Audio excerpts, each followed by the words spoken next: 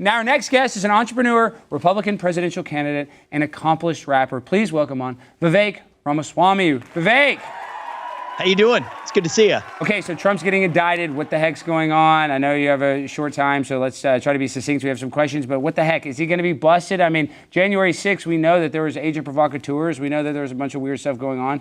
What's going to happen in your opinion? I think they are going after him one way or another, like an immune system goes after a virus. They're just not stopping. Now, this indictment, like the prior ones, is politicized. It reeks of politicization because they're using novel legal theories. And here's my general rule of thumb in the United States of America.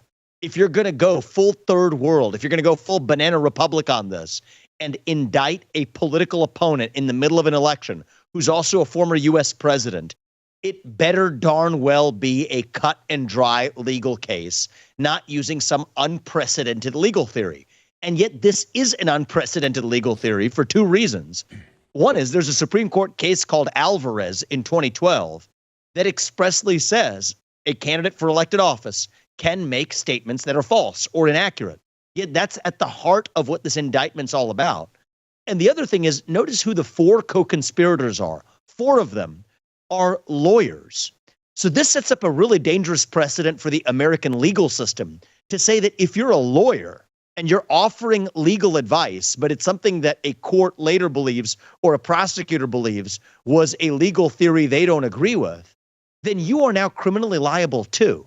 That's actually the part that no one has talked about yet, but that worries me deeply. And yet here we are. That's actually, I think, one of the most dangerous parts of this indictment is the implications not just for Trump, but for the future of the legal system and even the lawyer-client, attorney-client relationship.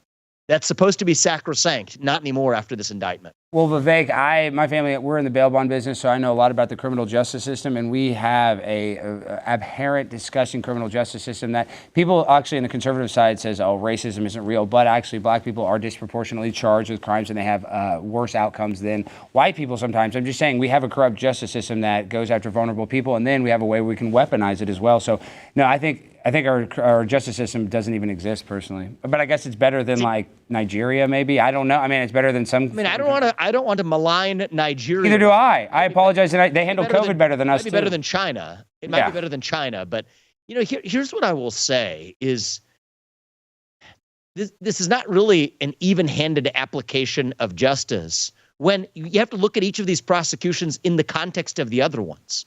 Right? The first one was brought by a DA who expressly ran for elected office on an electoral pledge of going after one man, and then he made good on that promise.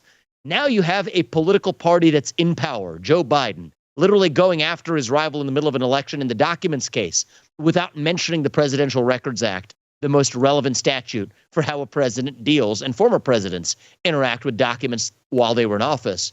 And then now you have this new unprecedented legal theory. They clearly wouldn't be going after him if he weren't running for office. Why did they wait this long? You know, more than a couple of years to bring this. This is not a coincidence. And I think that this is part of a downward slide in this country. It's going to be very difficult to heal the damage that this is going to do on trust in our justice system. I am running for president because I hope to provide inspiration to the next generation that we can still be a nation founded on the rule of law. But you're right, this isn't a Republican or Democrat issue. It is the same FBI that threatened Martin Luther King Jr. with suicide on the back of illegally collected tapes that's now targeting different political opponents today. And the more we're able to see this not through a Republican versus Democrat lens, the more likely it is that at least we're going to be able to get through this united and stronger, saying that whether or not you agree with Trump, this is not how we do things in the United States of America. Well, I'm a little black-pilled. I'm almost kind of hopeless that outcome will ever happen.